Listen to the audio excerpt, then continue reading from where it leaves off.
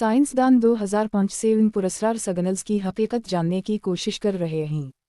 आमतौर पर कायनात में पैदा होने वाले रेडियो सिग्नल्स चंद सेकंड या इससे भी कम वक्त में ख़त्म हो जाते हैं, लेकिन ये अजीब सिग्नल्स कई मिनट और बाज़ औक़ात एक घंटे से भी ज़्यादा देर तक जारी रहते हैं।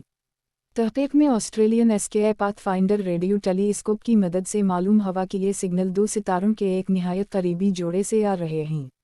इस जोड़े में एक वाइट ड्वार्फ यानी सूरज जैसे सितारे के मरने के बाद बच जाने वाला इंतहाई घना और छोटा मरकज़ और एक रेड ड्वार्फ निस्बतन छोटा और कम रोशन सितारा शामिल है।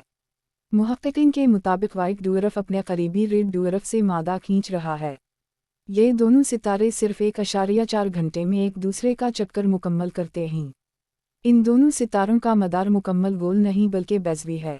मदार के मखसूस हिस्से में जब दोनों सितारे एक दूसरे के बहुत करीब आते हैं तो उनके ताकतवर मकनातीसी मैदान आपस में टकरा जाते हैं।